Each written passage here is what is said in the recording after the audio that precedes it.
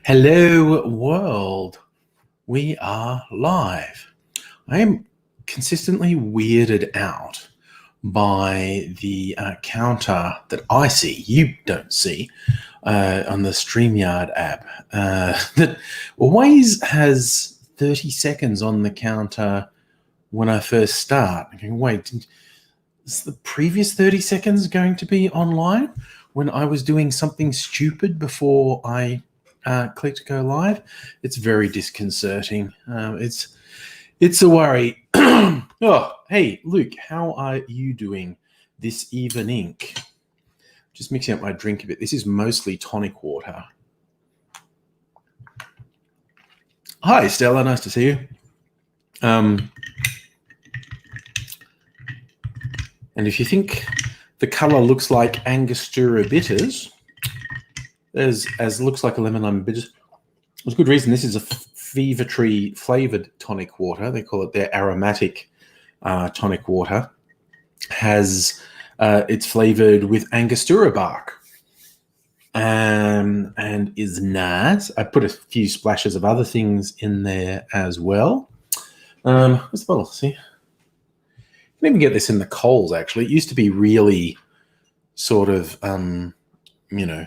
hard to get, trendy. You had to go to special places. I actually got this in Coles. Natural flavors, no artificial sweeteners. It's got sugar. Certainly got sweeteners in it, just not artificial. Contains quinine, protecting me from the malaria. And if you're a stupid Trump supporter, you think it's protecting you from coronavirus. Richard, hello. How are you? And Charlie, nice to see you. Feel like I haven't seen you in a little while. I hope one and all doing well this fine evening. Monday, made it through another Monday. Not this. Again, I know some people, for good reasons, are finding the either total or partial isolation we're undertaking because of the coronavirus. Some people are finding it very hard for some very legitimate reasons. Just with my circumstance, it's working out pretty well for me. Working from home, continuing to interact with work people in the online fashion, and Mrs. Angry's also working from home. My offspring are doing their uni from home. And I know that causes stress to some people, going, oh no, I'm around my family the whole time. Don't know what to say. I'm actually finding it positive. And just from a work point of view, I actually feel more productive here than in the office. Charlie, your net's been shit, so you have been one. That's fair. Hey, Invisible Chicken, how you doing? Stella, look, getting people to drink tonic water would be far less harmful than convincing them they should be having a drug which should be prescription only because it has potentially fatal side effects, namely that hydroxychloroquine. I think after stumbling over it so many times, I could be wrong. I think I'm finally pronouncing it right though. Hydroxychloroquine.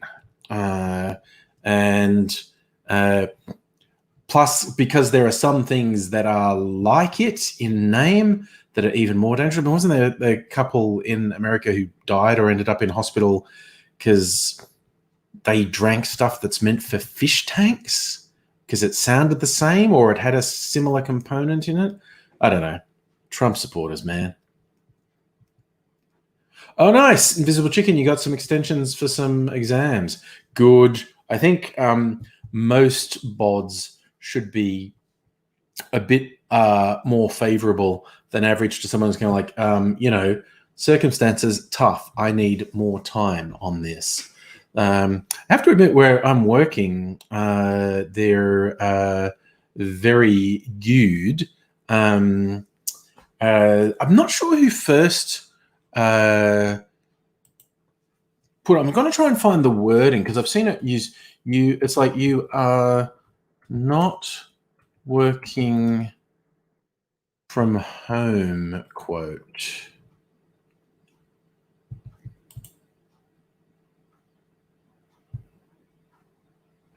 Yeah. There's a few slight variations of it, but the basic thing is you're not working from home. You are at home during a crisis trying to work. And the staff, and there've been online staff meetings, the senior management have repeated that, and other similar lines like, be kind to yourself, don't judge how well you're doing based on how well other people are doing, and be kind to other people. Don't judge other people based on how well you're doing.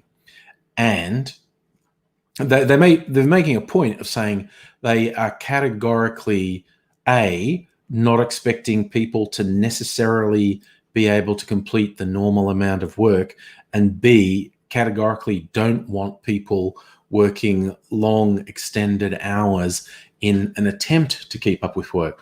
So even though I'm only a contractor, they're actually pretty goddamn positive, which I like to see. So still, you think tonic water is the work of the devil?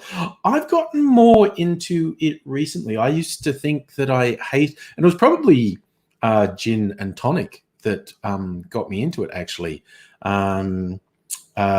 Stopping at a distillery when Mrs. Angry and I were having a weekend away last year, and they were doing tastings of the gin they make on premises.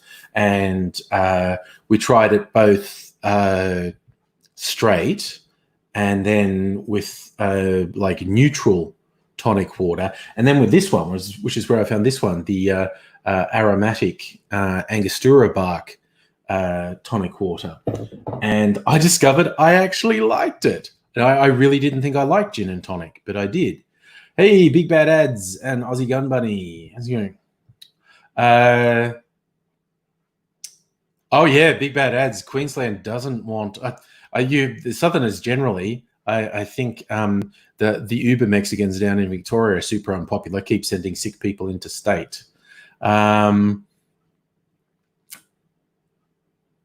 Charlie, wasn't gin and tonic invented because gin makes the tonic taste better? There are rumors that it was made for sailors to get them to drink the quinine tonic, to convince them to drink it, mixed it with gin. There is a story to that. That's really nicely said, Skins. In case you didn't notice, the topic I chose today when I was looking up what happened today that I could theme things around, I saw it was Peter Norman's birthday, and he's not as widely known as he should be, although that's been improving, say, for the last 5 years. There was a doco and a book came out.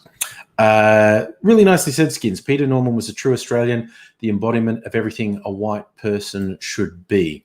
Peter Norman is the white guy in one of the most famous sports photos from the 1968 Olympics, where the two Black American athletes do the Black Power salute. He was the silver medalist, so the gold and bronze medalist do this Black Power salute, and he stood with them in solidarity. I'm going to read, this is from the Wikipedia entry, so it takes the information from various sources. So, and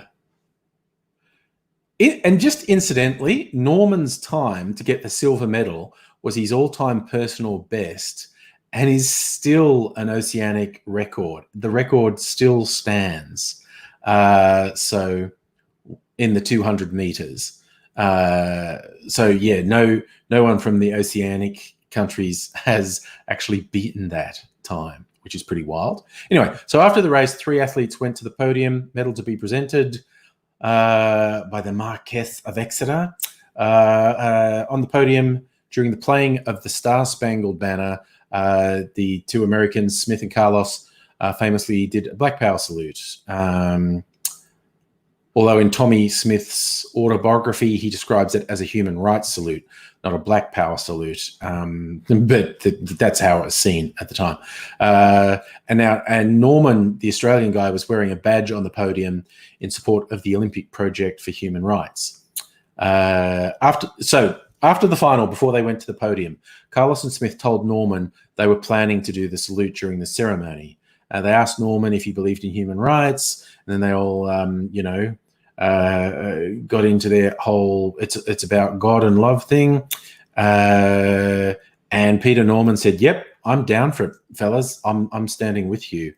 And Carlos said he expected to see fear in Norman's eye. He didn't. I saw love. So, on the way to the medal ceremony, Norman saw the badge, the human rights badge, being worn by Paul Hoffman as a member of the US rowing team, asked if he could wear it. And this is the interesting thing. A traditional thing with a Black Power salute was to be wearing a black glove. But Carlos had left his gloves behind, and they're going, "Oh, damn it, what do we do?" And it was Norman's suggestion, look, just take one glove each. And that's why in the photo, one of the athletes is raising his right hand and the other's raising his left, because they had one pair of gloves to split behind them. That was the last time Peter Norman went to the Olympics. I note with some amusement that when people said the Australian Olympic Committee punished him because they're a bunch of racist fucks, they investigated themselves and found they didn't do anything wrong. Like, no, we looked at ourselves and we decided we didn't punish Peter Norman because we're racist as fuck.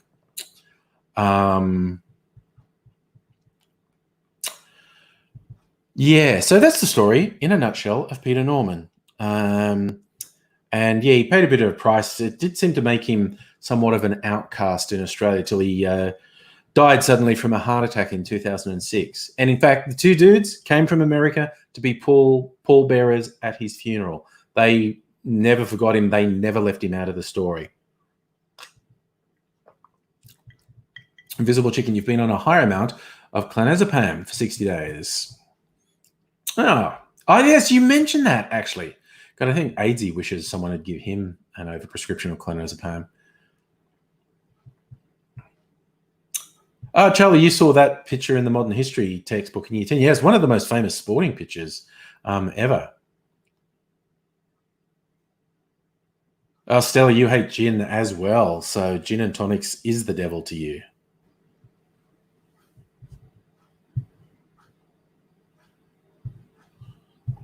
Oh, yeah, Skins, the AOC and they think like, nah, we didn't have enough money to invite him. He could have bought tickets if he wanted, and it was just like, fucking hell, and the US team invited him on there. It's just like, he was more respected in the US for his act than in Australia. It cracks me up. The AOC investigated themselves and found that they didn't do anything wrong. It's like, fuck you guys, honestly. Jesus.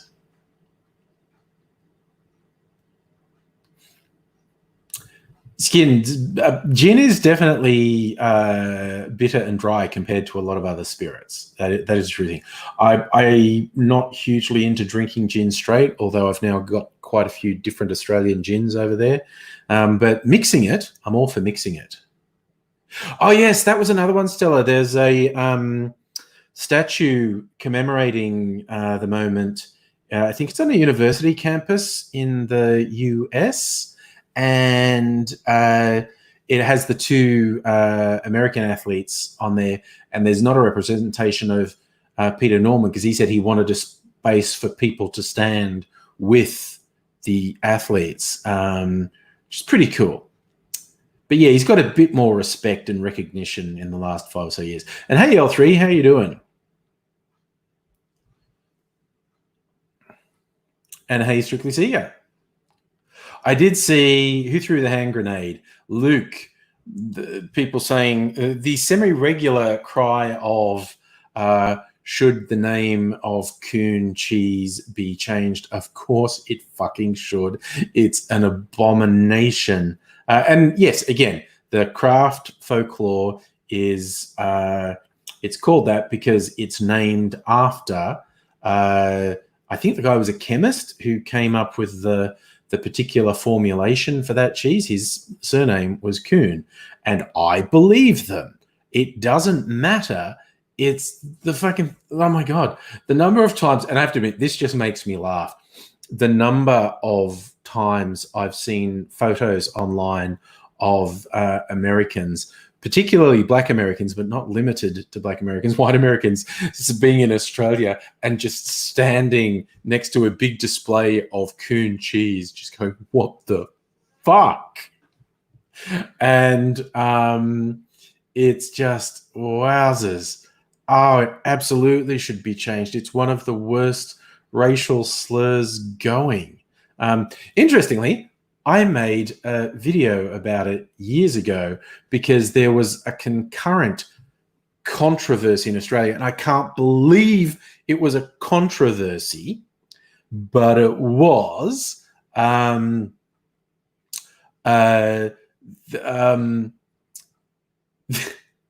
There was a sporting stadium in Queensland named after a local hero, and I kid you not, it was called the Nigger Brown Stadium, because this guy, who was a local hero in the mid-20th century, his name was Brown, and in the wacky way of the time, that was the nickname they came up with him. And so there was this fucking sports park in this town in Queensland with a huge fucking sign proclaiming that it was the Nigger Brown Stadium. And people acted affronted when people said, you should fucking get rid of that. It has since been changed. But the fact that people were defending that blows my mind. And it's just, what the fuck? And it was named, look, I'll see if I can find some details on it. Hello, now being in my search history. Google's gonna think I'm a racist. It's in Toowoomba, I think. Okay, the guy's real name was Edwin Brown. There you go.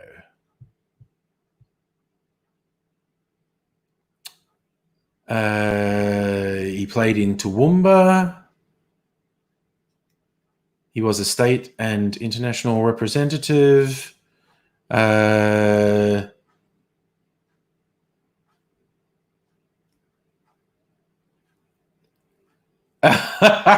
Okay, so it wasn't a stadium, it was a stand. It was a stand at this sporting oval that was named after him with that appalling nickname. And it was demolished in 2008 and then rebuilt. And the Toowoomba Sports Ground decided not to use his nickname in future references. So it's just the Edwin Brown stand. Just the fact that they argued it for so long.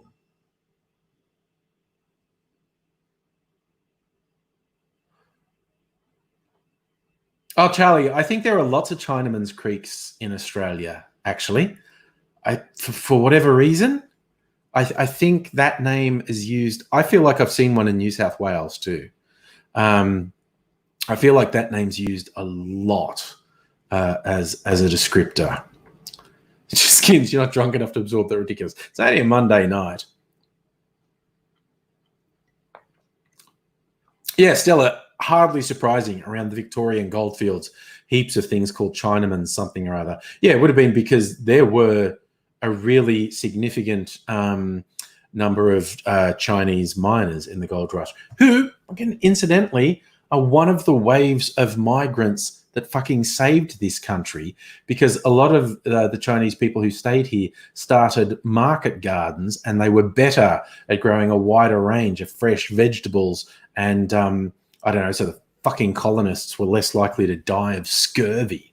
It's kind of like the European migrants post-World War II rejuvenated this country amazingly. And the strength of the diversity improved what it was to be Australian, and the Vietnamese migrants and refugees in the 70s, and we had a significant number of Lebanese migrants in the 70s and 80s, and just range from significant number of Muslim migrants in the last 20, 30 years, and African migrants and asylum seekers last 20 years. Just basically, strengthening and diversifying this country. But yes, strictly speaking, there's a suburb in Perth called that's pronounced Cockburn. It's a relatively common name. I'm sure there are some people who pronounce it Cockburn, but traditionally the name's been pronounced Coburn. Oh, okay, it's your weekend, Skins. Then no judgment. If your weekend's Monday and Tuesday, this is Saturday night. Charlie, there's a Jackass Creek when you pass on the way to Brisbane. Tell your brother to hop in. Oh, no, it's your boyfriend. Tell your boyfriend to hop in. Oh, damn. Yeah. Plus, there are lots of place names in Australia that sound rude as well. I'm going to do a Google search like worst place names in Australia. Let's see what comes up. Some of the funniest and crudest place names around Australia. Okay. Let's see what comes up.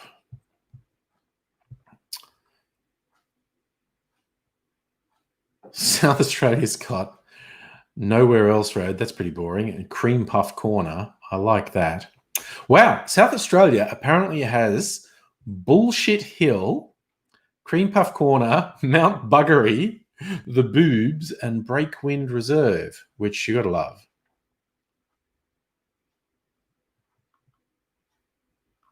Oh, Victoria has Titwobble Lane, Teddy Bear's Gap, Ding-a-Ding, and Sausage Gully. Oh, yes, New South Wales has Bong Bong.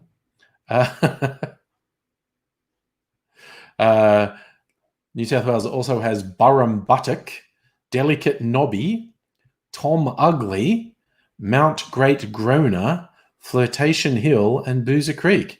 Northern Territory, they ought to have some good ones. Humpty Doo. Northern Territory has a place called Bing Bong, Fanny Bay, and Mount Unapproachable. I don't know.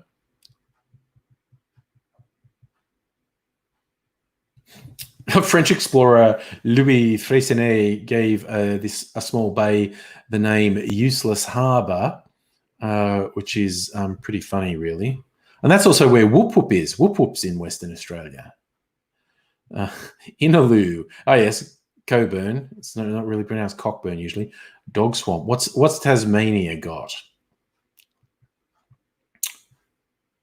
Hell's Gate, Pisspot Creek, Cape Grim, Snag Point, and Thrush Forest.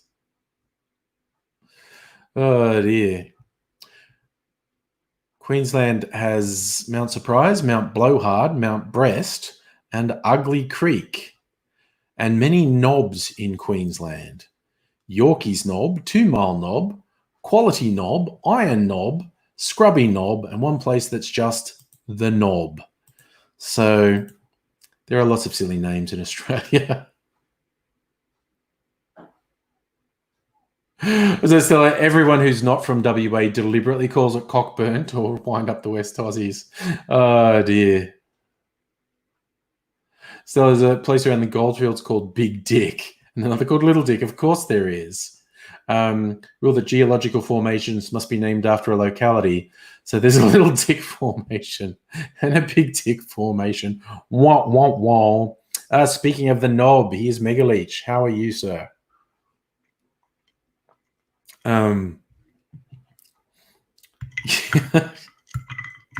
Place names. And some just sound funny. Particularly some of the places that purport to be Indigenous place names sound pretty silly.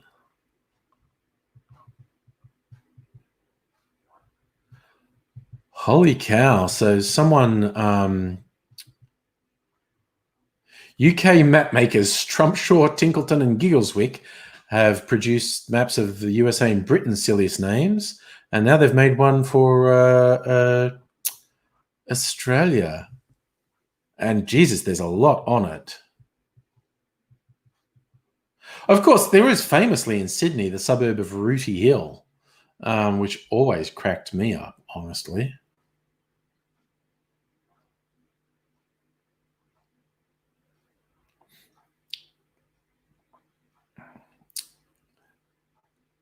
There's a place in Tasmania called No-No Hole. We all know about the No-No Hole.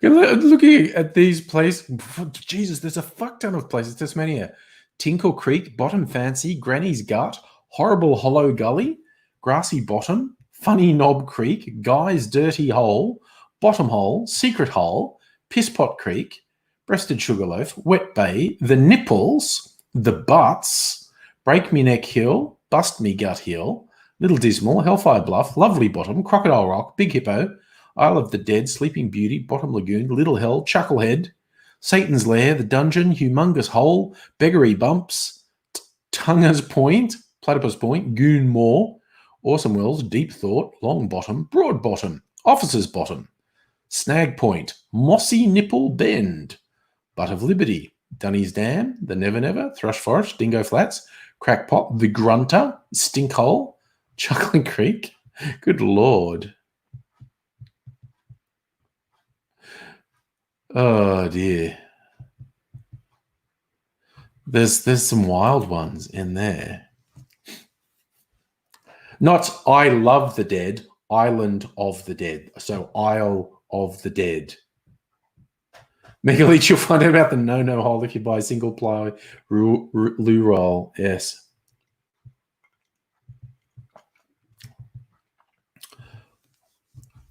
Charlie wants to go to Goon Moor. I mean, I assume just people go there and have picnics and take goon for the picnics. You'd have to, wouldn't you? You'd have to.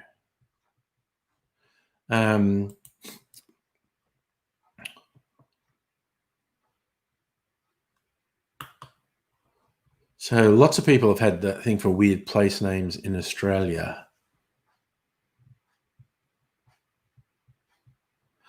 Oh yeah, a lot of these seem to be tied to when this map was published.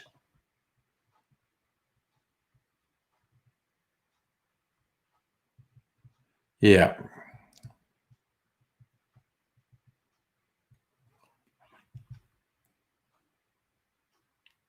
Humpy Bong is a good one as well.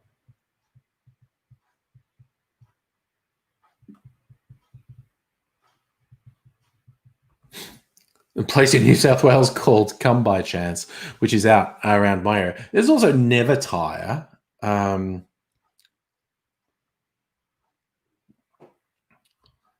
So, yeah, silly place names. Get a bit of mileage out of them. Ah, yeah, Luke, the song I've Been Everywhere, man. Yes, there are a few versions of that. If I understand, a popular way to do it is to have, well, at least this is the version I've seen, have one person say names of places around the world, and then in response, someone just says weird place names from around Australia. Oh God, you have to be my age to remember Auntie Jack, I think.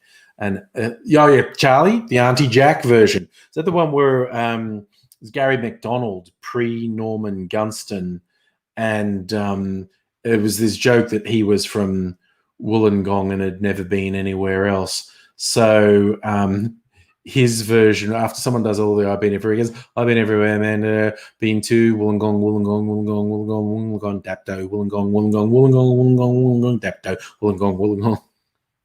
So, come to think of it, Wollongong is a very weird sounding name.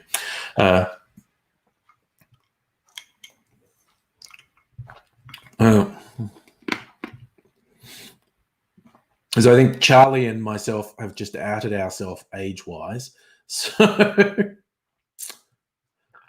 yes. Strictly Sega, we should redo the Peter Allen song.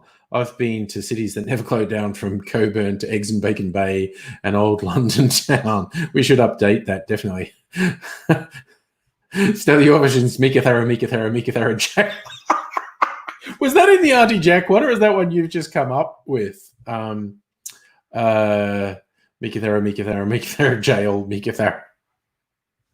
Oh yeah, I do. I vaguely remember that Strictly Sega. Auntie Jack doing the introduction to color TV. Yes. I'm sure there are a bunch of weird ass Auntie Jack clips on YouTube.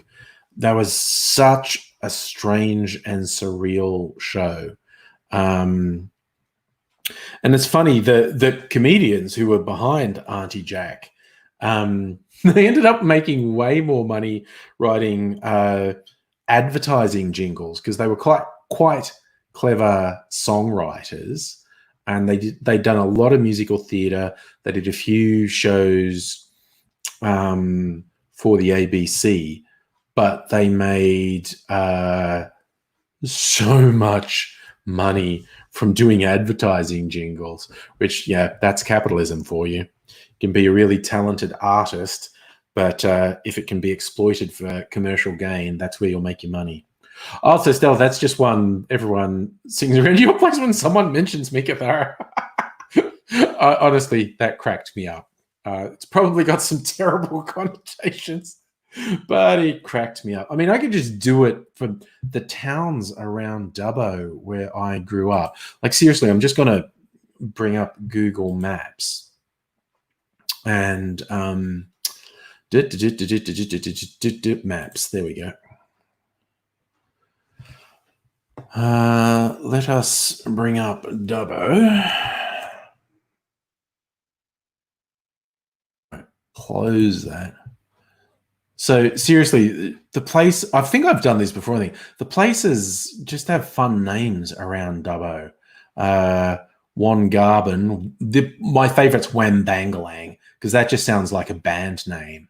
Yeah, just a heavy metal guy getting out on stage. Hello, everyone. We're Wambangalang.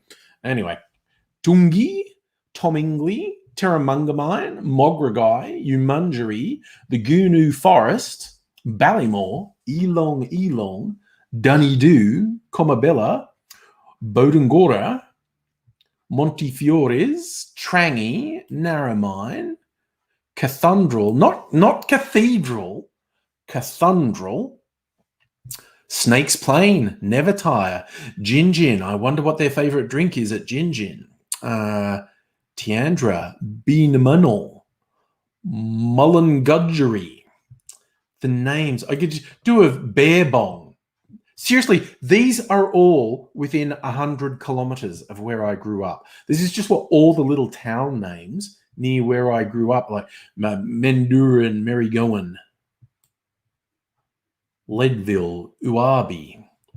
I think I said Dunedoo, Tallawang, Birrawa. So they're a mix of, I think, approximations of Indigenous names for places, and just how, like, the fucking settlers heard it, and just weird, quaint things like Never Tire, and occasionally named after, like Wellington, named after the Duke of Wellington. Stubbo. What's in Stubbo? I've never heard of Stubbo. Ooh, it's got a gliding club, the Kudgegong Soaring Club, and it's got a merino stud. And it does, of course, have pubs. Isn't that weird? I never knew there was a place called Stubbo. It's near Gulgong and Yarrawonga. God, now it's going to be my life's goal to go to Stubbo. Stella Mika is pretty rough, but you like the locals.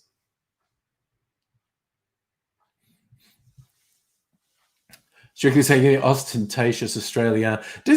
Oh, right, he was doing those puns. Interestingly, because what's his real name? Sandy Gutman. He's a bit of an asshole, and because he's an old man now, he's a bit of one, and he'll rag on sort of currently active comedians, and they'll just shit on him and say, "Dude, you're famous for one thing 40 years ago that someone else wrote."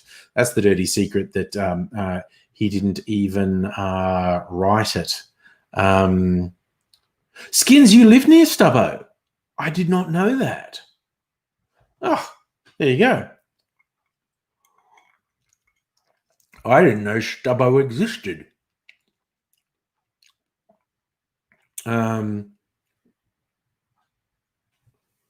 Like some A-B original. Yeah, the guy from the 12th Man. I've forgotten his name, but yeah, he wrote the ostentatious material. I won't deny Sandy Gutman was good at delivering the material. In my vinyl collection, I not only have Australiana, I have his Phantom Rap, and I actually have his album. He released a comedy album. I bought them all. So here I am shitting on him. I bought all his stuff back in the day. Oh, Stubbo has a little airfield. Yes. It has a soaring club. Okay, Skin, so you're near Yarrawonga. Okay, so yeah, Stubbo's not far away. Okay.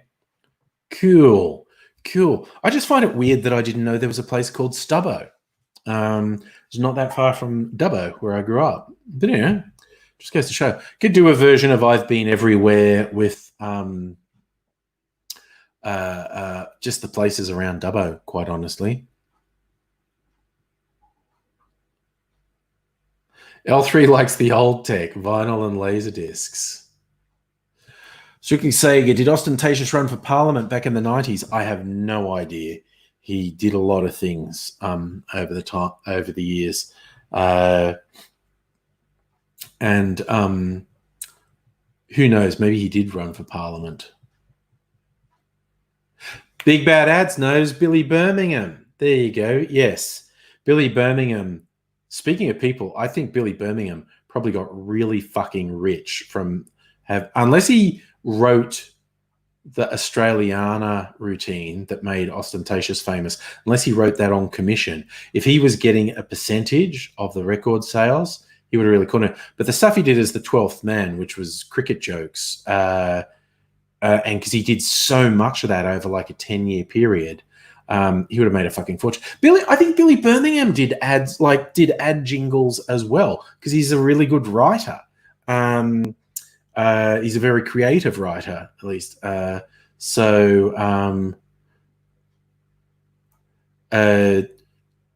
think he made a lot of money in advertising as well. Ooh, good tips, Skins. Go to Stubbo in 2027, if we're all still around. Full solar eclipse. And you're saying Stubbo's a good spot to see it from. Good to know. Plan. We, might be allowed to travel by 2027. Jesus.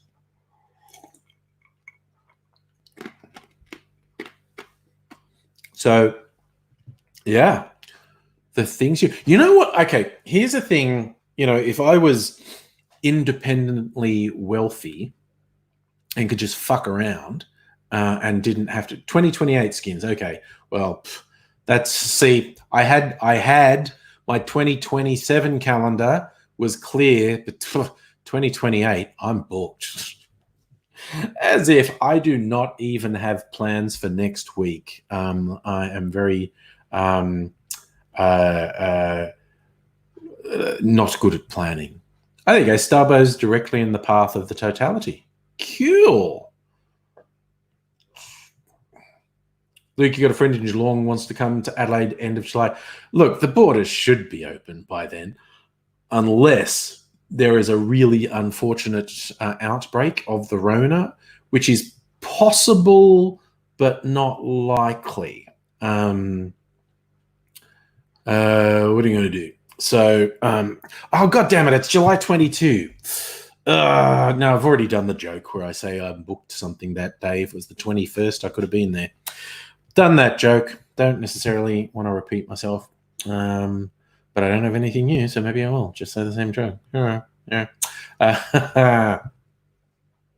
Yes. So, yes, we in Australasia, notably, Australasia is more than just Australia and New Zealand. But us and NZ will hopefully have open travel soon, and hopefully we won't see any significant spread of the Rona. Strictly say, you have friends said that COVID is mutated. Look, there have been rumors and concerns and fears since January, basically, that there were mutated versions of the Rona, and it's possible, but there is no concrete evidence at the moment of the Rona mutating.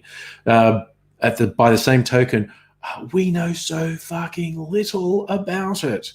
We still, there is a concern contracting it doesn't actually mean you won't contract it again later. If that's the case, we're fucked. It's just with us forever.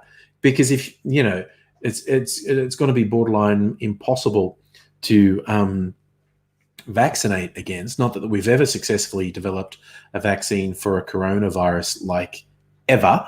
But if it was capable of mutating, which el scientistas have been quite concerned about for quite a while, Jesus, then we'd be fucked. Something that's so transmissible, if you can get it more than once, Jesus, that just means we have nothing approaching normal left in our lives. Because if that's true, because we do obviously eventually want to get back to international travel, it's just a real fucking bad idea now. Everyone's going, I'm so worried about the second wave. Look at the places that have never gotten out of the first wave, like the US and Russia and Brazil and a fuck ton of other places. It's still the first wave at the moment. And we obviously want to get back to international travel, but, it's if we don't have effective vaccination or treatment, particularly if we've got to deal with a mutating virus, we're just looking at, honestly, biting the bullet at some point and millions upon millions of people dying every year. It's not good. They're saying, Megalich, new meta flu season, Rona season. Well, interestingly, we were all shaping up for a spectacularly bad flu season, but all the distancing, etc., stopped that in its tracks as well. It didn't just stop the Rona in its tracks, it stopped the normal seasonal flu in its tracks. So, what's that, L3? You have a docu on your airports there. I'm actually not sure what that sentence means, L3, but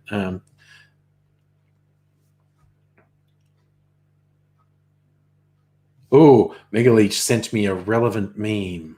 I enjoy relevant memes. Hello, fellow kids. I understand memes. You can communicate to me in memes. That's fine. Dan sent a photo. Yes, so it's the tapping his head guy saying, you won't have a second wave if the first wave doesn't end. I don't think Americans appreciate how fucked they are and how bad it's going to get. But anyway. Oh, my God. Yes, Stella, how frustrating is that?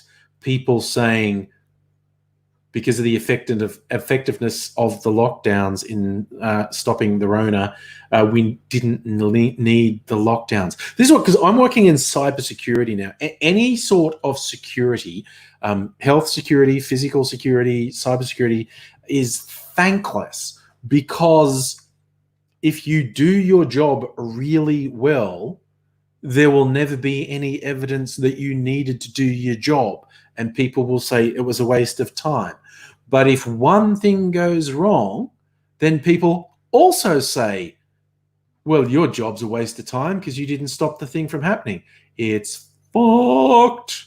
It's absolutely fucked. And in fact, this was predicted early in the outbreak. This was medical people saying, you'll know if our actions were effective because you will get people saying there was never any point in doing what we did. If our actions are effective, you won't see a huge outbreak.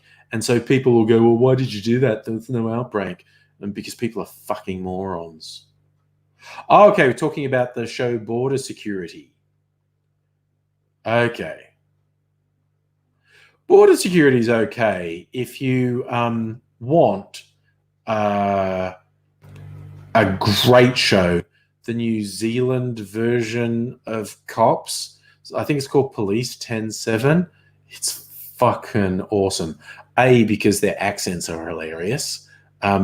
B, because the stakes are so low the whole time. It's just beautiful to watch because it's just drunk. Most of it's just drunk Kiwis. And it's fabulous. I think it's called Police 10-7. Oh my God, it's the best of all those fly on the wall shows. I fucking love it. Oh yeah, Kirsten, same as operations and logistics. If you spend a lot on operations and logistics, it all goes flawlessly, and people say, why do we have to spend money on it? Nothing ever goes wrong. And then if one thing goes wrong, they go, oh, well, that money was a waste, wasn't it? Because the thing went wrong anyway. Yes, big bad ads, the Murdoch media, but just general fucking dickheads. Oh my God. Luke's on board with Police 10-7. That is a great show. L3, is it on Nat Geo? I'm not sure. It's probably on different channels in different places, but see if you can find it. Police 10-7 is fucking great. Yeah, Charlie, got great friends who are drunk Kiwis. They make good TV, is what I'm saying. Like I said, to me, the two charms of Police 10-7 are the accents and the fact that the stakes are so low the whole time. It's just beautiful. It's really good. Luke, yes, you're probably right. You can probably find some Police 10-7 on New Zealand. Yes, Kirsten, say it all the time. Just because I make it look easy doesn't mean it's easy. But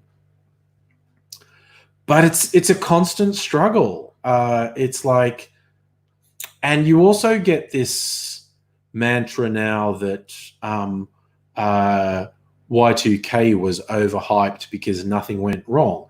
Well, nothing went wrong because of millions of hours of work went into making sure nothing went wrong. I'll say that with a proviso. Towards the end, some of the consultancies were definitely fucking pulling scams and convincing companies they had to do stuff they really, really didn't have to do. I mean, the one thing you really had to do was billing systems, or otherwise you just couldn't bill anything, logistics systems that relied on dates, and security and safety systems, because it was weird how often they relied on dates. Like if you'd have just done, and the financial systems, of course. So, but I said billing. So if instead of doing everything, which is, it ended up being a bit of a scam that some of the big consultancies pulled. If the focus had just been on financial and billing systems, logistics systems, and safety and security systems, over 90% of the problems would have been avoided and you probably could have played catch up with the other ones. Yes, Philip, goddamn it, granddad. No one cares about COBOL. Stella, you got a Y2K bug in Excel this year. Excel has some weird as hell glitches is a fair way to put it.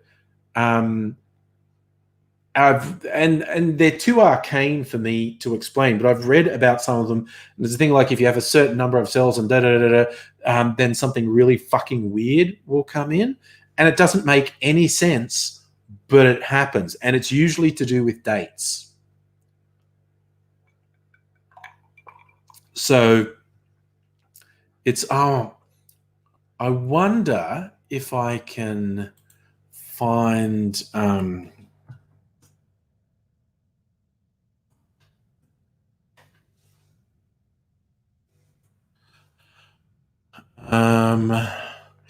it came up first. Excellent. Joel on software. This guy who worked at Microsoft back in the 90s, went on to his own thing. This blog post I still remember from 2006. I will just read it to you. It's okay.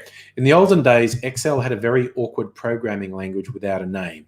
We just called it Excel macros. It was severely dysfunctional with no variables. You had to store values in cells on a worksheet. Now it's getting all sorts of fucking nerdy shit that there's no point in going into. So in June 1991, he started working on Microsoft on the Excel team. He was called a program manager, supposed to come up with a solution to the problem that they were having. The implication was that the solution would have something to do with the basic programming language. So he spent times negotiating with development groups. Visual Basic had just come out. It's pretty cool. There were all these attempts to do it. They tried and failed multiple things.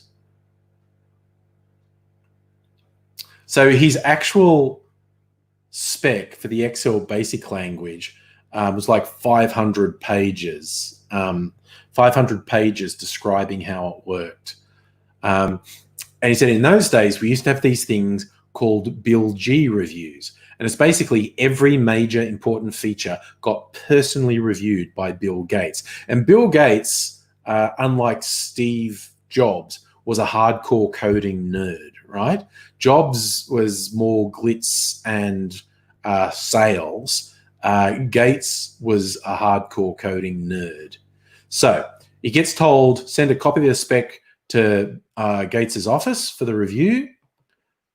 So it's like a whole ream of laser printer paper goes to the thing. So anyway, he says after this, he started working on figuring out if BASIC had enough date and time functions to do all the things you could do in Excel. In most modern programming environments, dates are stored as real numbers. Now we're getting into a bunch of whole nerdy shit. Started working through various dates and functions. Notice something strange in Visual Basic documentation. BASIC uses December 31st, 1899 as the epoch instead of January 1st, 1900. But for some reason, today's date was the same in Excel and BASIC, when it should have been one day different. So he went to find an Excel developer to find out why. And he said, oh, check February 28th, 1900. It's 59, I said. Now try March 1st. It's 61. So it's saying February, according to these calculations, February 28th, 1900 is the 59th day of the century, but March 1st is day 61. So what happened to 60? And he goes, I don't know, because there's a leap year. No cigar. Did some research. Years that are divisible by 100 are not leap years unless they're also divisible by 400. So 1900 wasn't a leap year. It's a bug in Excel, like saying, well, not really. We had to do it that way because we had to be able to import Lotus 123 workshops. So is it a bug in Lotus 123? Because yeah, but probably an intentional one. Had to fit in 640K. It's not a lot of memory. If you ignore 1900, you can figure out a given year is a leap year just by looking to see if the two rightmost bits are 0. It's fast and easy. Lotus guys probably figured it didn't matter to be wrong for 2 months way in the past. Looks like the basic guys wanted to be anal about those 2 months, so they moved the epoch one day back. And so he's fine. Does that really... Okay, don't worry if you didn't understand that. It's a really arcane reason. There was this weird date thing in there. And the next day was the Bill G review. So Bill G shows up. A bunch of senior people show up. And there was someone from his team whose job it was to count how many times Bill said fuck, because he would mutter it all the time. And it's like the lower the fuck count, the better. So Bill came in. He's like, oh my God, it's his first time presenting to Bill Gates. It's a bit overwhelming. He's holding the spec. He sat down, having witty banter with executives, people laughing. Then Bill turned to me and he notices there's comments in the margin. So he read it. And considering he'd only got the spec to him 24 hours earlier, he must have read it the night before. So he's asking questions, answering them. They're pretty easy. And he's flipping through the spec. He's going, and this guy saying he was very excited that Bill Gates had actually looked at the spec, and there were notes on every page. So he'd read the whole thing and made notes on every page. And the questions started to get harder, more detailed. It's a bit random, starting to feel like Bill's his buddy. He's a nice guy. I read my spot. And then he just jumps in with this killer question. He says, I don't know, you guys. Is anyone really looking into all the details of how to do that? Like all those date and time functions? Excel has so many date and time functions. Is BASIC going to have the same functions? Will they work the same way? And I said, yes, except for January and February 1900. And there's silence on that. And Gates was pretty stunned and was like, oh, well, good work then, he says. And he just left. And apparently there were only 4 fucks from Gates in the whole thing. And someone goes, that's the lowest I can remember, And he said later it was explained to him, Bill doesn't really want to review your spec. He just wants to make sure you've got it under control. His standard MO is to ask harder and harder questions until you admit you don't know, and then he can yell at you for being unprepared. No one was really sure what happens if you answer the hardest question he can come up with, because it's never happened before.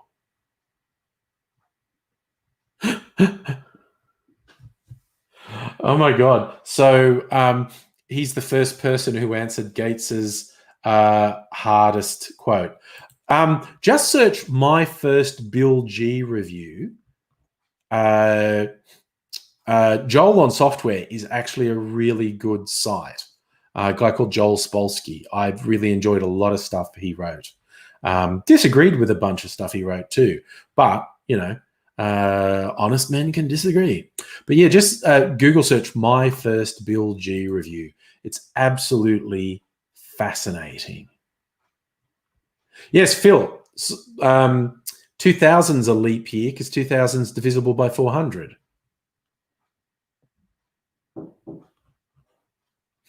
So, yes, Strictly Sega. What an awesome question. Imagine how many fucks he would have said reviewing Microsoft Works. Jesus. But that's the thing. Gates is frighteningly intelligent and a hardcore fucking coding engineering nerd. Like I said, Jobs was flashy, flamboyant, insightful, imaginative, but he wasn't a hardcore coding nerd. That was who was the nerd in Apple, the co-founder?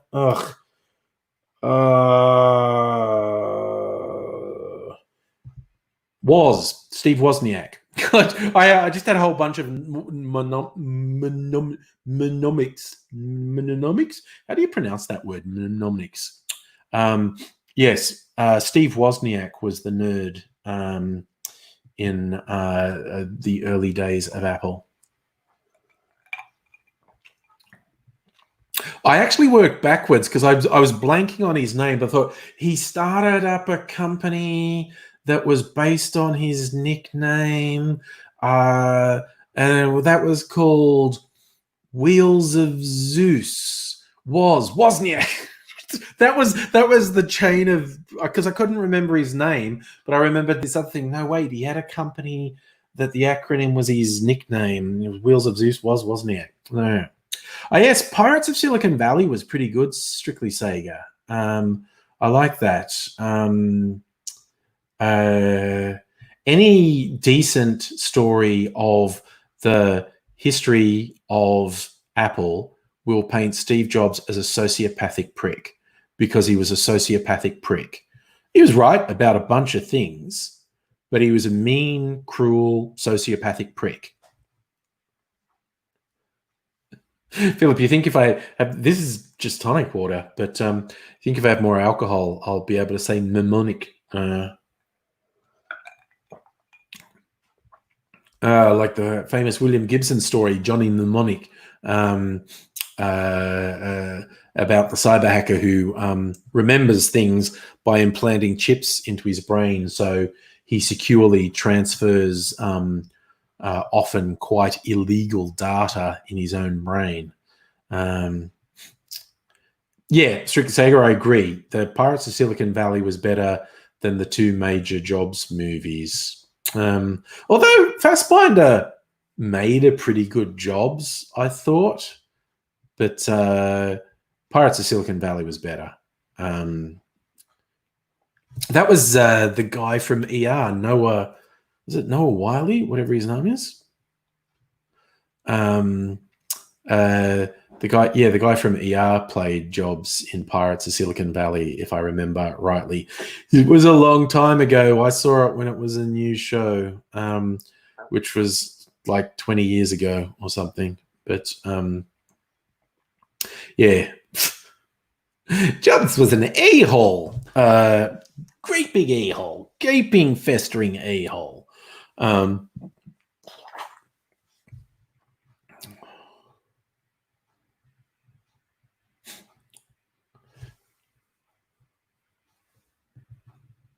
Mnemonic. Yes, that's probably the right way to pronounce it, Stella. It's just because it's got an MN at the start that is confusing me. Mnemonic, which is the word it means is something that helps you remember, which is like a saying the was thing, Wheels of Zeus was the mnemonic. I keep wanting to pronounce the M. There's a silent M at the start, and I keep wanting to pronounce it. Mnemonic device to remember Wozniak's name. Good Lord. Good Lord, good Lord, good Lord.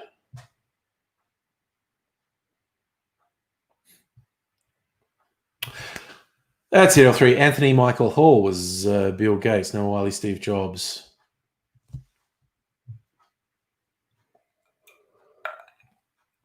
Philip, you're loving tonight's content. Getting very nerdy tonight.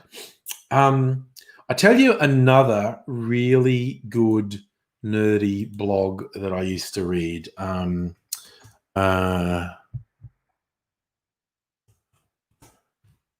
Let's see if I can find it by searching, because I'm trying to remember it. Steve Yegg, yes. Very old Blogspot blog. He wrote really, really long essays on some really nerdy shit, which was good. And the one I remembered was called Good Agile versus Bad Agile. It's probably still, again, he writes really long, nerdy essays in a blog.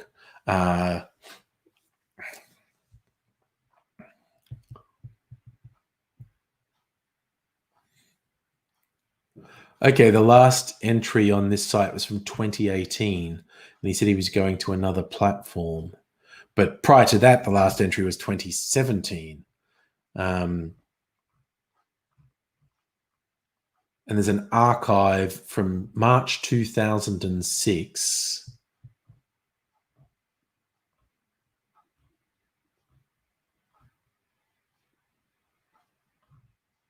So there is approximately 10 years of these essays on the site. They're really nerdy.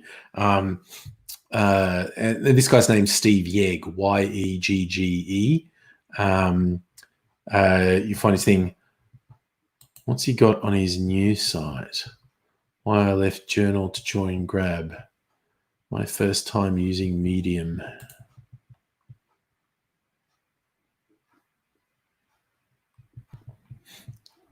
So he worked at Google for over a decade, and then he finally left.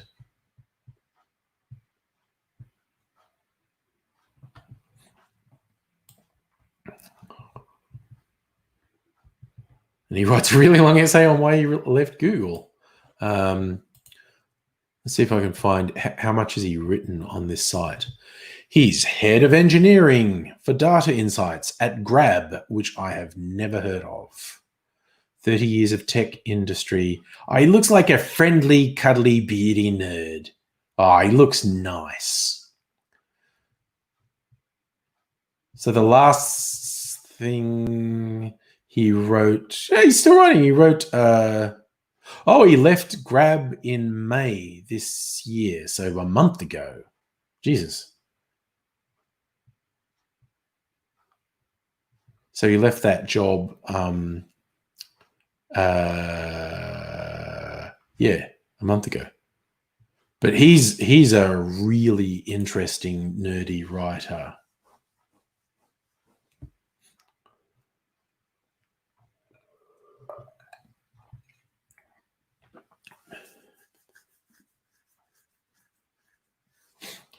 We certainly have been all over the place tonight. We've gone hard nerd.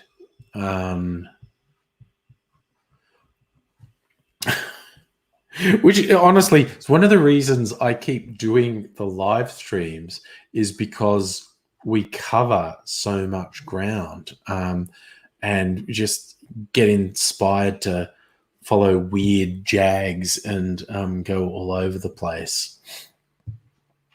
So I edited my video today, my cocktail video that I shot it was just last night, wasn't it? Yeah, it was last night. Last night during the stream, I took 10 minutes out to make a Ruby Princess cocktail. I'm going to upload that tomorrow. I did the editing today.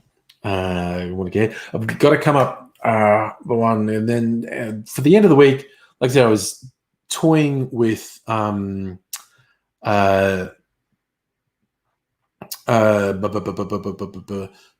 toying with doing something for Juneteenth, and it just kind of feels a bit too white guy with dreads. Friday is also Martini Day. I made a martini video not long ago, the James Bond Vespa Martini, which is a fairly brutal martini, 5 shots of alcohol. If you follow the strictest instructions, it's 3 shots. Oh, it's 4.5 shots. 3 shots of gin, 1 shot of vodka, and half a shot of Quina Lillet or Lillet Blanc. I actually used Coca Americano, which is very similar. But yeah, 4.5 shots of alcohol in a martini is pretty beastly. That's where you want it shaken, not stirred, because that dilutes it, and you need a little bit of dilution because it's so fucking full on. I could do another martini video, but also Saturday's the solstice, and there's the other thing I talked about doing is a midwinter, midsummer, make two cocktails, because here in the Southern Hemisphere we're having midwinter, Northern Hemisphere they're having midsummer. So I could make one cocktail that epitomizes summer and one that's a winter cocktail. I'm not sure what I'd make. Ooh, Kirsten, an All Aussie Gibson is your famous martini. Now you have to tell me what that is, because I'm not familiar with it. Invisible Chicken has a book of resignation letters called "Fuck You and Goodbye." Still, you had a friend who wrote out a lovely resignation for her job while she's visiting at Christmas. She worked, so the first letter of every sentence spelled out "fuck you." Nice, nice, nice, nice, nice, nice. Yeah, look, Strictly Sega. That I didn't cheat with that Bond video. I was tasting them for the first time when I made the video. For those who haven't seen it, you should go and subscribe to Angry Cocktails and see it. But if you follow strictly Ian Fleming's definition of the Vesper Martini, it's really fucking strong. It's 3 shots of gin, 1 shot of vodka, and half shot of Quina Lillet. And he goes shaken, not stirred. Now, fussy bartenders will tell you you don't shake martinis, you stir them because shaking dilutes them, and it also makes them at least temporarily quite cloudy because you aerate them. And I did the 2 side by side, and I went with shaken because that's a really fucking strong drink that needs to be diluted. Ooh, that's interesting. A number I don't know texting me.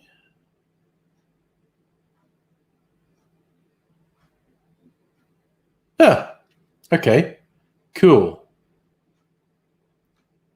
Weird time to get that. I went to pick up a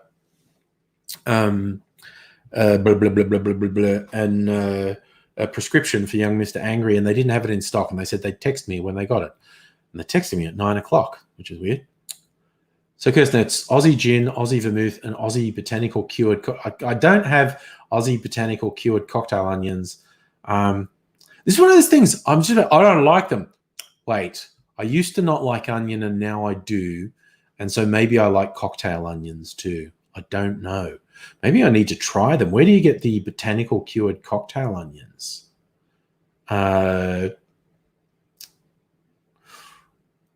Ooh, Charlie, you had a lovely cocktail the other day, muscat, lime, and tonic. Not very strong, but nice. Hey, if anyone wants to be messing around with mixed drinks but not get too drunk, one of the big cocktail channels on YouTube, How to Drink, which is a great channel. The host is great. Greg is really funny and whatnot, and he makes interesting drinks. But he just did a special on 5 low alcohol cocktails, and a couple of them sound really good. A couple of them I want to try. In fact, there were 2 that were just basically minor variations on sherry and vermouth, but they sounded really good. But yes, if you were thinking I'd like to make my own cocktails, but I don't want to get too drunk, good place to start. This video was put up just the other day on YouTube by How to Drink. Also, you could probably just Google low ABV cocktails, alcohol by volume, and you'll probably get some good recipes. But I was really taken by these ones Greg did in the video the other day, and I think I will try a couple of them because they sound pretty good. Silly, you're more guitar-minded. Talking about a Gibson reminds you of a Les Paul P90. Are there any cocktails named after an instrument? I would wager yes. Bit of research. There are cocktails named after just about everything. So musical instruments are bound to be. In fact, look, if I just do a search on musical cocktails, I bet a bunch with pun names will come up. Broadway-inspired drinks, 1920 Broadway-themed cocktails. God, they're all Broadway. Oh, for musical, of course. Musicalcocktails.com. There is actually a website called Musical Cocktails. Specialists in woodwind and brass. Okay, they don't make cocktails. They make musical instruments. That's weird. That's really weird. All right. These people have Broadway-themed cocktails. What are their cocktails? Load the goddamn web page. Blue Lagoon. A rent-themed one called Spent the Rent. Gin, lemon juice, and sparkling wine. Okay, I know a lot of people like spritzers and stuff, and I just think that's a huge cop-out when it's like, cocktail, it's this on sparkling wine. I was like, oh, okay, fuck off. A gander mule inspired by Come From Away, which is vodka. It's just a fucking Moscow mule. Vodka and ginger beer with some lime juice. That's just a Moscow mule. We Drink Pink, inspired by Mean Girls. Rum, mint, lime juice, cranberry, sparkling water. That's like a Cosmo with rum instead of vodka. And there's nothing wrong with that. There's the thing, you can swap that shit out all the time, particularly that combo of any cocktail you like. You swap out any one thing with like swap out the spirit with another spirit, swap out the juice with another juice, swap out the liqueur with another liqueur. It's probably going to work. Pirates Punch, inspired by the SpongeBob musical. It's a fuzzy navel that they felt compelled to name something else. Cirque Cider, inspired by Cirque, which is just rum and cider, which honestly I can get on board with. 1.5 ounces of rum and just top it up with cider. I already just disparage that, but I'd do that.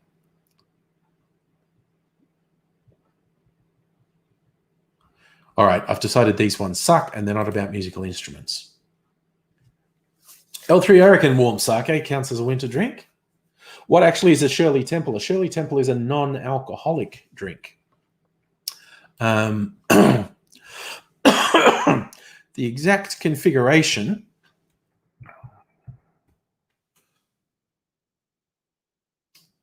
there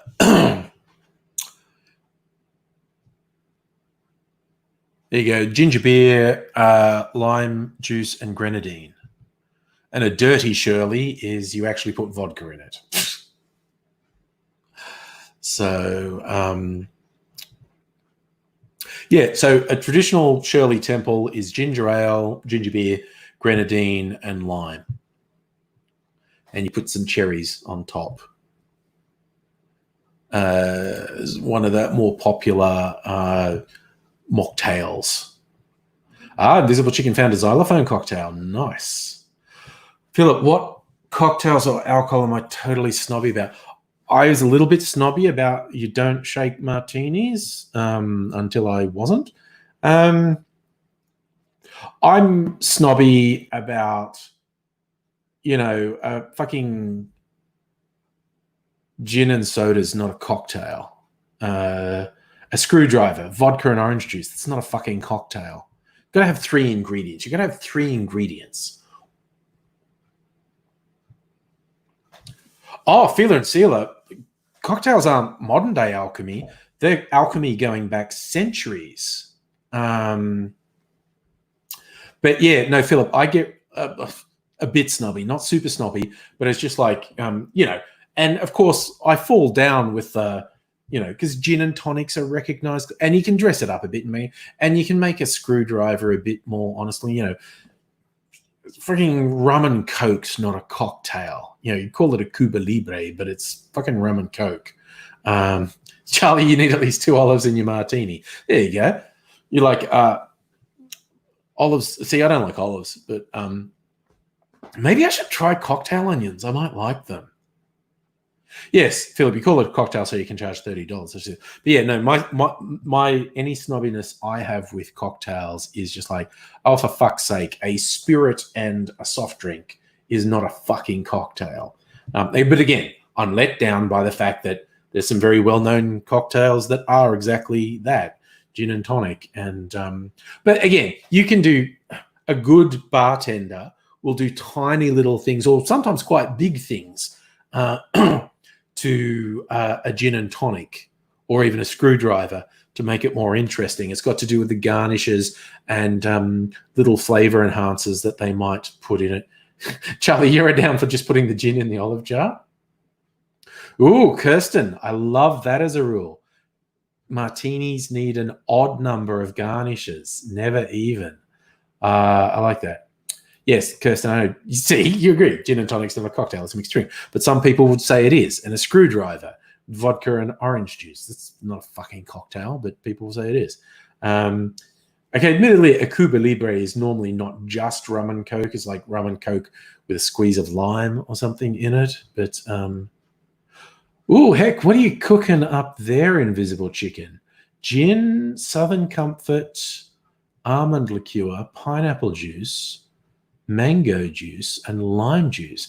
That is a fruity extravaganza right there. And again, okay, I am a marimba. Nice.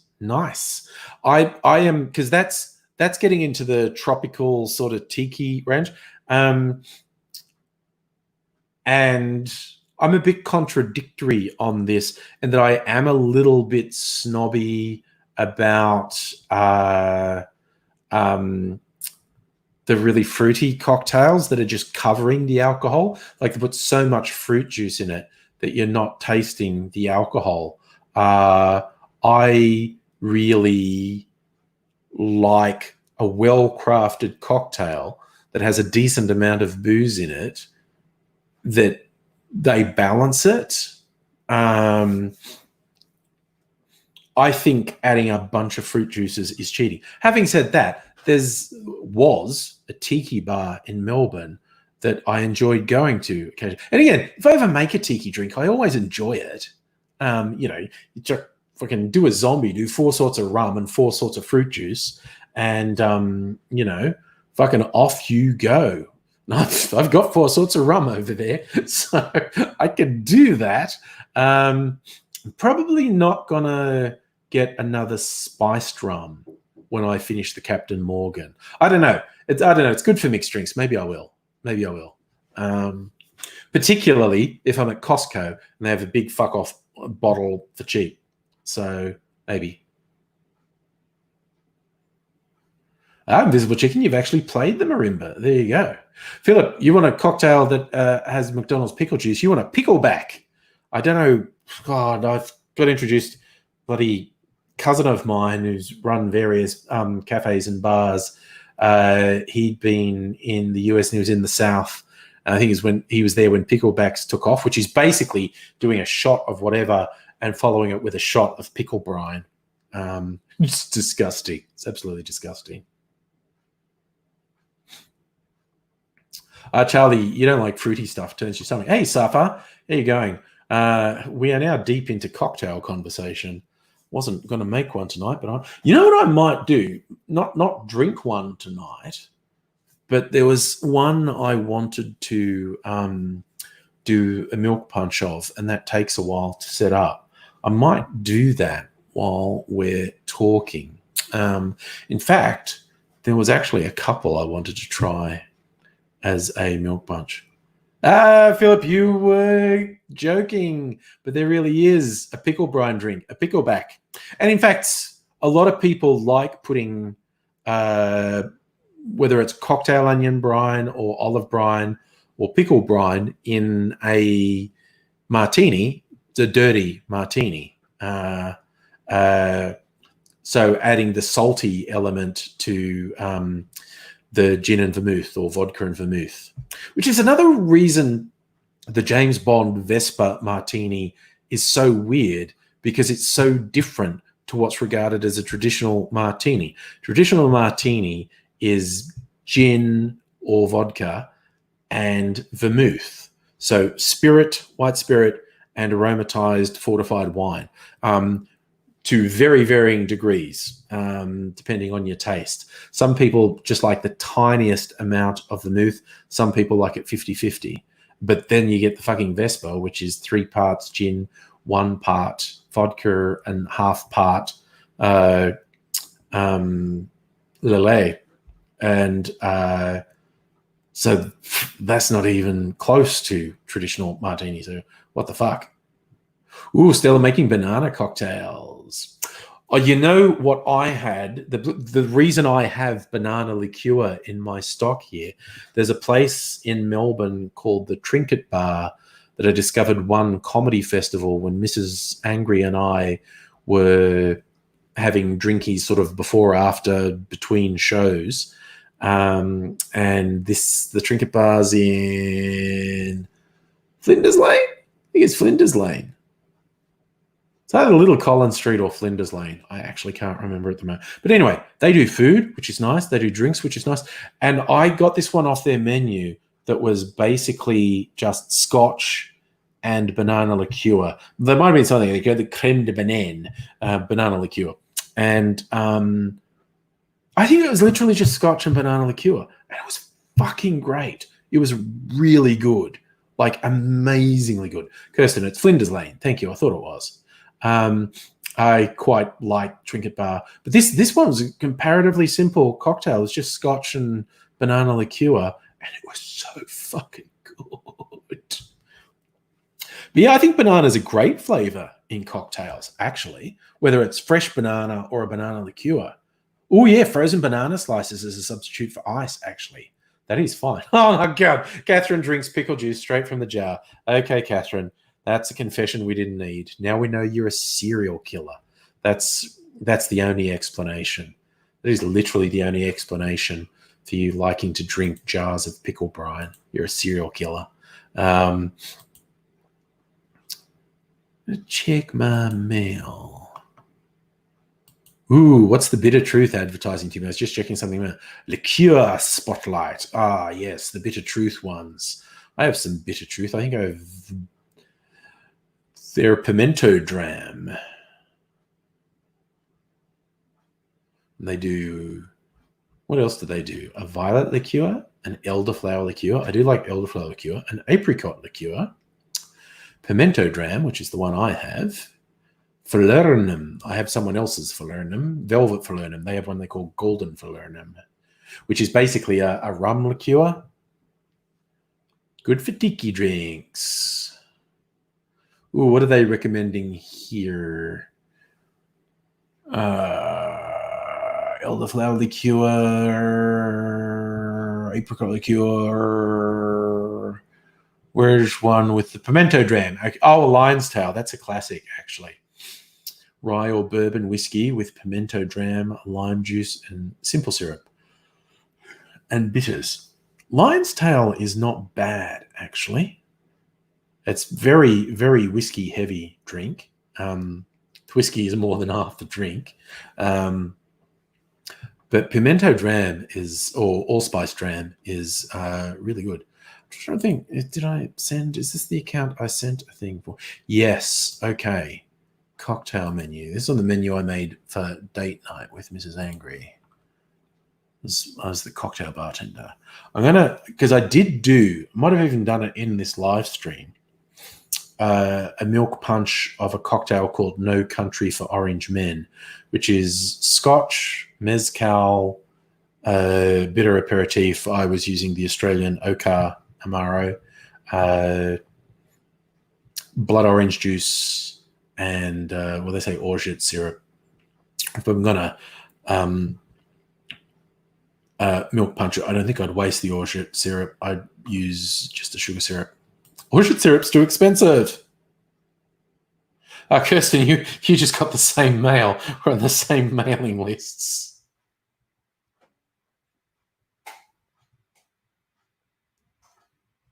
Yeah, Stella. And again, it's not okay.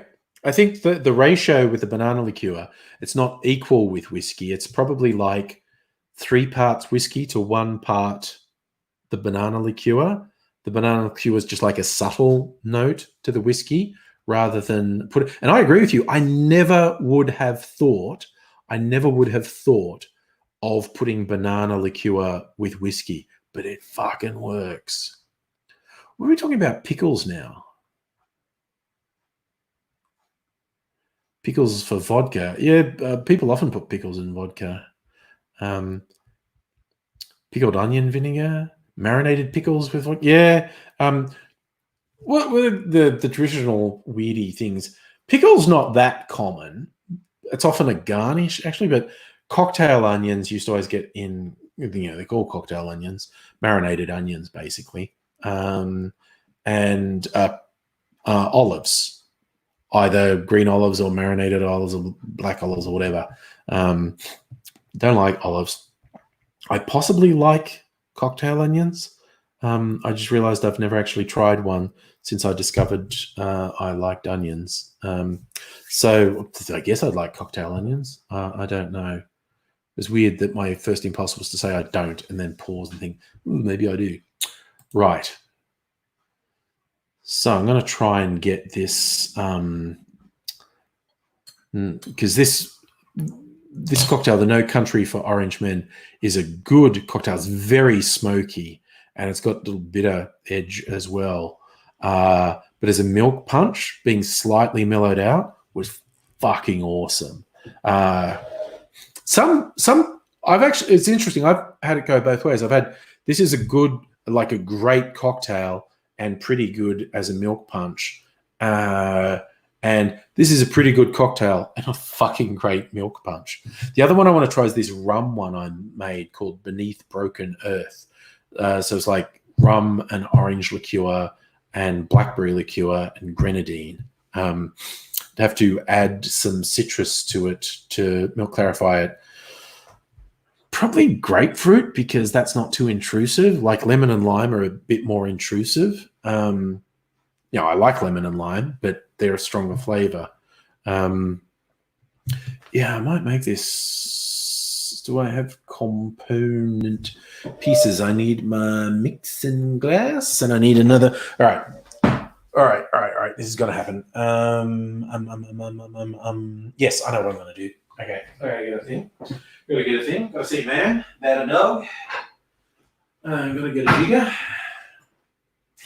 That's right. I said jigger. We've stopped talking about racist names. I tell you a thing I saw today that was just ridiculous. It's a person, I think she's on radio. All right, what do I want to get? I want to get the scotch. Right, let's do the scotch. Giant suave Costco bottle of scotch.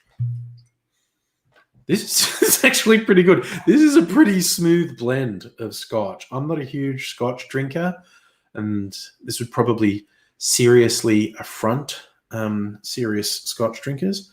Okay, so 1, 2. How much do I want to put in? Okay, I'm going to do that much. 3 mils. There we go. Scotch. But it's from Scotland. They go to Scotland and they source from a variety of distilleries, and they follow the rules to call it Scotch whiskey. So, what else do I need? Mezcal, which is down here.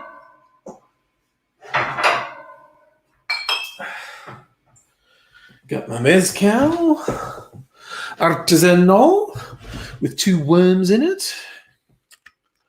They call me Dr. Worm. So we want 1.5 mils of mezcal, because I'm doubling this. Scotch and mezcal. Like, Scotch is smoky, mezcal is really smoky. Makes this a very smoky drink. I'm gonna put a little bit. I've still got Oka Amaro. I'll just fire it up just a little bit. I'm gonna put 1/2 ounce of Oka Amaro in here, just to give it a bitter edge, and that makes it go a beautiful color. Oka is such a strong color. We do that. And I'm going to add blood orange juice, which is going to make it even redder. And I'll use agave syrup. Where's my blood orange juice? There. It's not fresh on the Philistine. All right. How much syrup do we want? 1.5 ounces.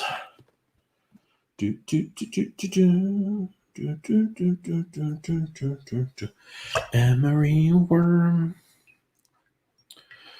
Okay, and 2 ounces of the blood orange juice.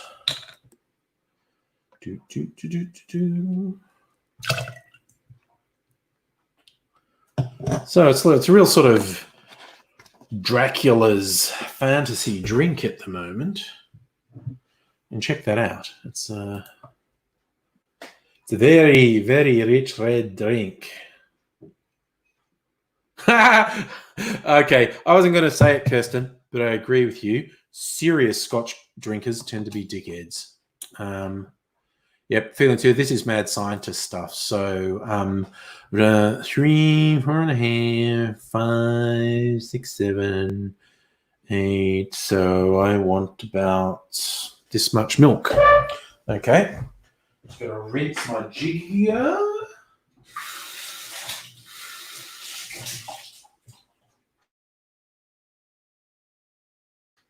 With some nut milk. I still haven't done that. Ugh. All right, about this much milk. I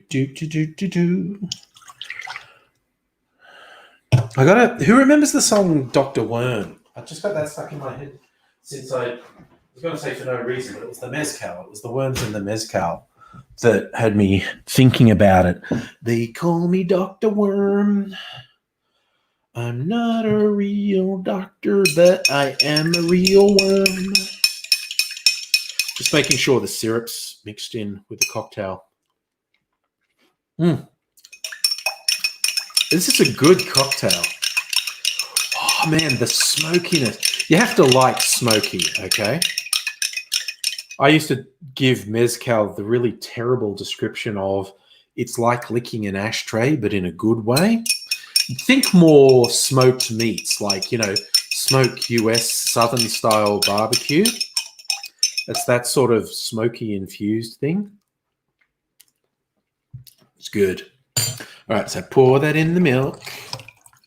And the milk curdles and goes all gross. Just mix it a little. All right. I'll just leave that there while we talk now. Well, last little bit, go in. Here you go. And I'll filter it overnight. And it should be okay tomorrow. There you go. That's the mad scientist bit over. Charlie, do I have a herb garden? You are spot on. Fresh herbs do take cocktails to the next level. Mrs. Angry does sometimes grow herbs. I'm not sure what, if any, herbs are growing at the moment. But you raise a very good point. Fresh herbs in cocktails. Just the aromatics that you can get from that are really good. Ah, yes, Stella, also raising a point. You'd been in a whiskey club. Kind of agree about the wankers, not as bad as wine drinkers. But yes, you do get toxic masculinity with really aggressively obnoxious dudes with whiskey. See, Kirsten, yeah. Scotch ladies are badass. Yeah, I've seen this a lot. Really dodge dudes who are complete assholes about what they know about whiskey. Oh, incidentally, speaking about YouTube channels, there's a really fun one. Again, a pretty big channel, very popular channel called Whiskey Tribe. And the guys, I think they're in Texas. They're cool because their big things, like when they try to introduce people to whiskeys and whatnot, they go, don't be a dick to anyone. It's like the best whiskey is the one you personally enjoy drinking. Like they're very anti someone talking down another person's taste in whiskey because it's not correct. And they go like, no, the right whiskey is the one that you enjoy drinking. They're pretty funny. The Whiskey Tribe guys are pretty funny. And they're really obsessive about their whiskeys and whatnot. So they're quite entertaining to watch. Stella, you're mad for the smoke. Peated whiskey, smoky cheese. Have you had mezcal, which is tequila's incredibly smoky cousin? I was surprised how much I got into mezcal. I still wouldn't drink it straight, not often anyway. But to add a smoky note to cocktails, mezcal is pretty amazing. Yes, Stella, you're right. Actual distillers hate toxic gatekeeping wankers. Yes, yes. They exist everywhere, don't they? Oh, you haven't actually tried mezcal. If you get the opportunity, I would say try it because it's way smokier than a peated whiskey. Obviously, there's going to be some variation in mezcals, and there's also obviously really significant variations in different whiskeys. It actually might be my ignorance talking there, because I do not drink a lot of the really and by a lot I mean like ever, the really smoky whiskies. But my impression is that mezcal is considerably smokier than Scotch. So, Kirsten, you're saying the whiskey and watch guys are the absolute worst. But they let you know that they're dickheads so you can avoid them. Oh my God. Yeah, just the gatekeeping. Yeah. That's why, I was honest when you got asked earlier about what am I snobby about with cocktails. And I tend to avoid things that are just booze topped up with stuff. And that's the really fruity ones. But it's not that I don't enjoy them. It's just that they taste like fruit juice. And I kind of want to taste the booze elements. That's why I drink cocktails now. Again, anyone who's known me for years will know I used to go to YouTube meetups and I would just drink, because I didn't drink much alcohol, and I would just drink the really fruity ones. But it's sort of, an palate education process. I prefer to be able to taste the booze. Sometimes that means I don't like the drink. Sometimes something's really boozy and it's the wrong combination for me, and I don't like it. And I know that that's a risk. Like Negronis are so popular with Campari. Fucking hate Campari. It's too bitter. I mean, the one I put in here, the Australian Amaro Oka, it's robust. It's a very strong flavor. I use it sparingly because it really fucking just is full on with the flavor. Not just the bitterness. It's got these really strong fruity elements and herbal elements as well. And so I use it very sparingly. But is it weird? Because Negronis are one of the most popular cocktails around. And I will never order a Negroni when I'm out because it's going to have fucking Campari and I'm not going to like it. And in fact, I've tried a whole bunch of variations. I reckon at least half a dozen variations of Negronis at different bars, and I've never liked them. So it's like, cool. I just don't like Negronis. And I mean, on a more fundamental level, espresso martinis are another really popular cocktail. Negronis and espresso martinis are probably top 5 most popular cocktails. And I just hate coffee. I don't like the taste of coffee. And so I don't like 2 of the most popular cocktails. And again, not in a snobby way. I don't like the taste. Annette loves the fluffy duck, the sweet stuff. Yeah, and I got no problem. Like, I've got a few things for making dessert cocktails. I got the strawberry chocolate liqueur in the fridge, and I've got creme de cacao and the various fruit things I've got. So I can make a really yummy dessert cocktail.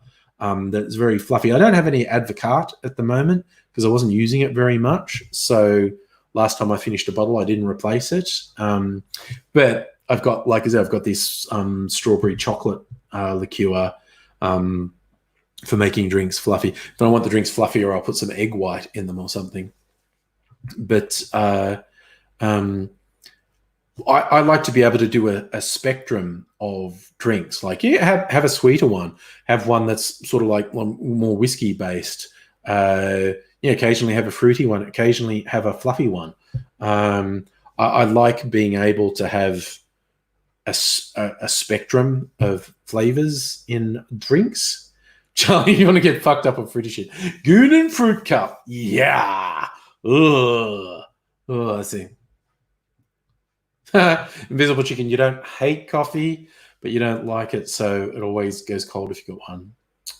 Yes, and I have to admit, I'm all about the dessert, alcoholic or not. So now I've got everyone making coffee.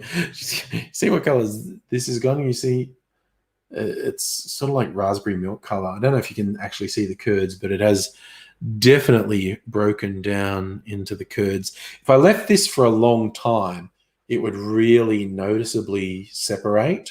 You get the curds rising and a clearer spirit under. You don't really need to. You read a lot of these guides on how to do milk punch or milk clarified drinks, and they'll say, well, you have to leave it for a really long time, at least half an hour or overnight or a day or whatever. Like, no, you don't. 15 to 30 minutes is fine. And because if you run it through and it's still a bit cloudy when it comes through, you just run it through a second or even a third time.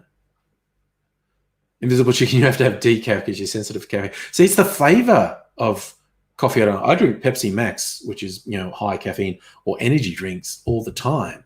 It's not caffeine I have a problem with. It's the flavor of coffee. I just don't like the flavor of it. See, Kirsten, I need it for functioning the caffeine side, but I get caffeine from different sources. So Stella, Googling Mezcal, you're going to try when you're not breaking your bank account skimmed. I would be bitter about that. I would be bitter about having my bank account skimmed. My accountant came through with how much I had to give the tax department today, and it was fortunately well within my budget, which was a massive fucking relief. I thought it would be, it's this is life as a contractor. You got to plan for it.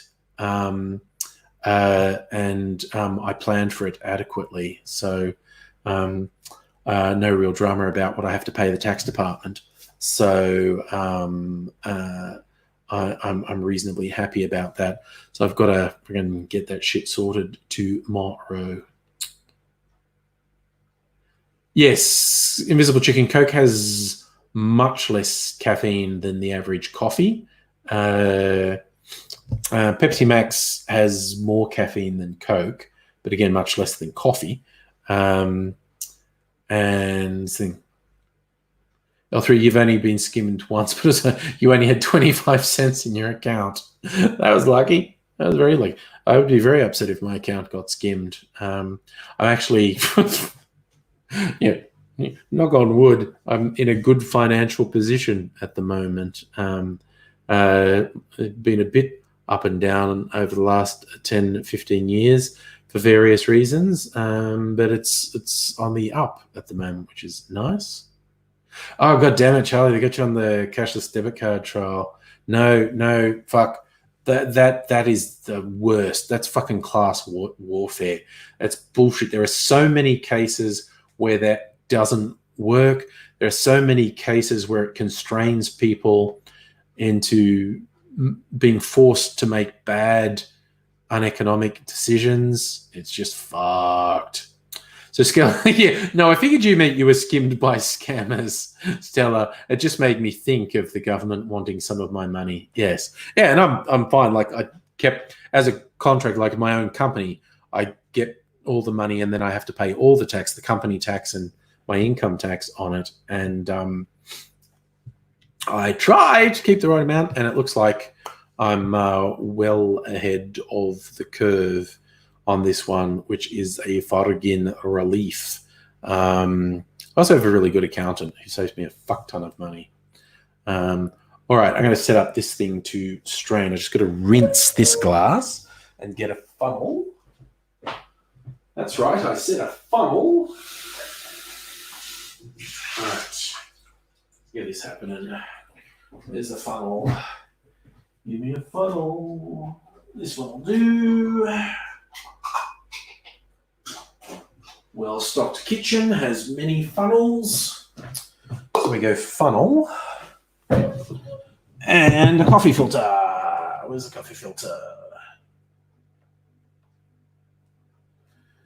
Got a coffee filter, but no coffee machine. Because I regularly have to filter. Feeling silly, dozed off for a sec. We're kind of still talking about cocktails, yeah. There's a slight digression into having bank accounts skimmed and having to pay tax. All right. All in one go. Nice. Oh. Now we're getting the sound effect of someone peeing again. Look, I'll do ASMR. It's like someone peeing. That will slow down. I'm definitely, yeah, it's the first bit that's coming through hasn't been fully filtered. It's cloudy. I'm going to put it through at least twice. It's all good, as they say. It's all good, man. Better Call Saul.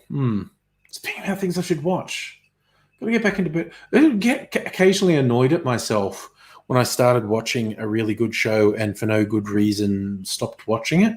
Go, I need to go back and watch that because that was very good.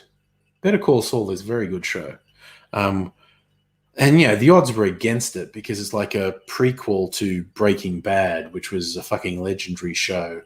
Feeling here that did Australia go through a prohibition period? The very early days of the colony, there was a thing that got known as the Rum Rebellion, where Governor Bligh was, and that's the Captain Bligh from Mutiny on the Bounty. I think was trying to stop people from making and distributing rum. The short and not completely accurate answer is no, we've never had prohibition. But we've had really quite strict licensing laws. Used to be like no drinks after 6 p.m. in pubs, which led to a thing called the 6 o'clock swill, where guys would just swarm the bar to get the last drinks. There's a classic Australian film called Caddy that has a good representation of that. Oh, god damn, Stella. So the cash was skimmed from your normal bank account. So the only thing you got is the Inju account. Yeah, no, fuck that noise. Invisible Chicken, you're in the same boat as me. Don't know why I stopped watching some shows. I don't know. Yeah.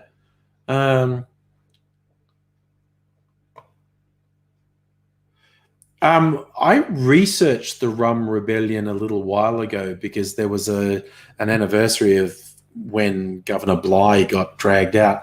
And it turns out the view of historians now is that at the time, nobody called it the Rum Rebellion. That term was coined sometime later by someone who I think was a prohibitionist who was trying to make it sound a bit decadent. Yes, Invisible Chicken, that was popular folklore. Guys would piss themselves at the bar so they didn't lose their spot at the bar and they could keep drinking. Apparently the 6 o'clock swill was absolutely disgusting. Just the worst. Yeah, as I'm not shy about saying, alcohol causes many social ills, and I can understand people having an impulse to control and restrict it. But I think largely this is one of those things where you've just got to say, adults just want to get fucked up sometimes, and you kind of got to let them. L3 happy hours. I think they got outlawed in Sydney, and lots of places here in Melbourne have happy hours. Oh, there's a place I like, does Peruvian food and specializes in pisco sours, and they have they might be open again now because they do food. But when they're open, they had pisco time in the afternoons, which I think was 4 to 6. Oh, now, see, now I feel compelled to look it up. I'll probably find them if I just search Pisco Melbourne.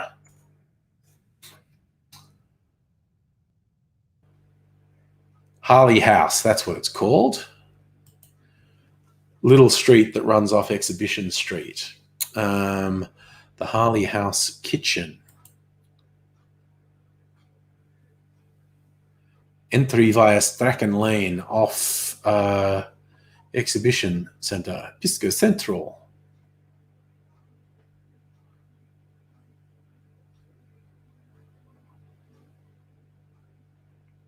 Ooh, what's a Pisco pass? Pisco as fuck. Bookings accepted. Opening times. Adjusted hours during coronavirus. And because you've got to serve food, so I don't know if they would be doing Pisco time now.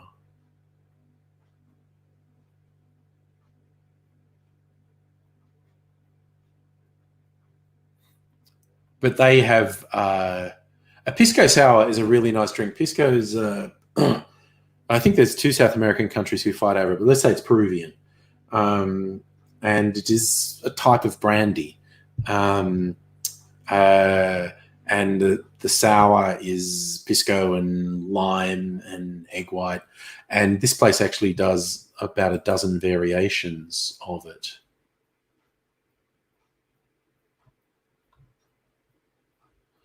So I'm looking at, okay, the variations of Pisco Mule, which is pisco and ginger beer and lime. The Fishing Club, which is a strawberry pineapple infused pisco with lime, fresh grapefruit, Thai basil. Standard Pisco Sour, which is pisco, lime, sugar, egg white, bitters. Raspberry Sour, raspberry infused pisco. They do a coconut sour. I really like that. It's the same thing, but with coconut puree.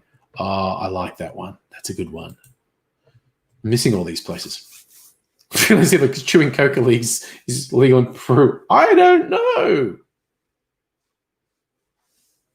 Yeah, Charlie, I'm completely on board with you there. A lot of the temperance movement was battered wives who wanted their husbands to be sober so they'd be less violent. Yeah. Yes, Stella, your dad's generation of bartenders could have 100 patrons remember all their orders, so they only had to sign for another round in a noisy bar. Yeah. Yes, Kirsten from 2206, don't need a meal with a drink. But there's an interesting discussion on the Melbourne Bartender Exchange Facebook group. Could places do minimum orders? Because, what are you going to do when you can only have, X number of people in your venue, depending on the size of your venue? If someone comes in and buys a drink and then just sits on that drink, you can't make enough money out of them, So can you have a minimum order? And as someone else pointed out, the responsible service of alcohol would prevent you from doing that with booze. But even though venues can very soon serve you a drink without food, I think some places might choose to go like, no, we're only taking bookings and it's only for people getting a meal, because then there's a sort of baseline of turnover they can guarantee. I don't know. Depends on le venue. One of my favorites still won't be able to open. One of my favorites is Bar Americano, which is this tiny place that you just stand in because you can't be standing at a bar under these rules. It's still, even with drinks only, it's table service. So I assume that place, one of my favorites, the Bar Americano, still won't be able to open. Although they were doing takeaway cocktails. They do pretty classy cocktails. There's some interesting variations on the classics.